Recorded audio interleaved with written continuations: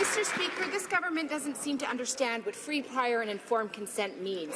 Indigenous leaders have been clear. The Trans Mountain expansion can't go ahead without the consent of impacted communities. And the courts have been clear. The Prime Minister failed to adequately consult with Indigenous people. How can he say he's consulting when he has already made up his mind? Perhaps the Prime Minister needs to look up the definition of prior in the Oxford Dictionary. I have one here for him. A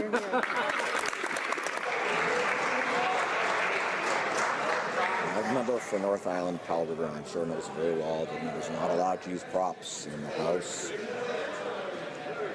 The Honourable Minister of Natural Resources. Mr. Speaker, the Federal Court of Appeal has been very clear that in order to move forward on the Trans Mountain Pipeline expansion, we need to re-engage with Indigenous communities in our efforts to do a better job on Phase 3 consultation. That's exactly what we are focused on.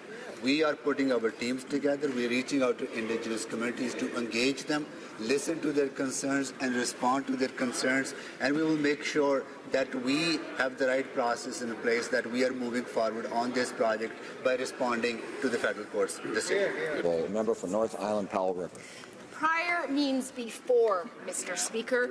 When Chief Judy Wilson asked the PM a question about Indigenous consultation, the Prime Minister not only failed to refer to her as Chief, but completely minimized her concerns. The British Columbian Chief said his response was an overtly sexist approach that attempted to normalize his dismissiveness.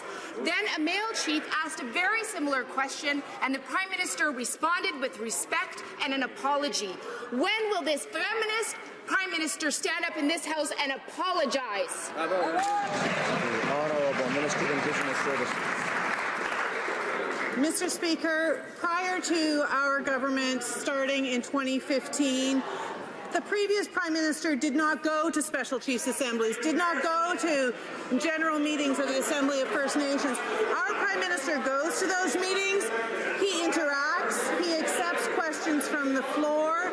We are building a new relationship where we are interacting in positive ways with First Nations leaders and communities, and we're proud of that work that we are doing together.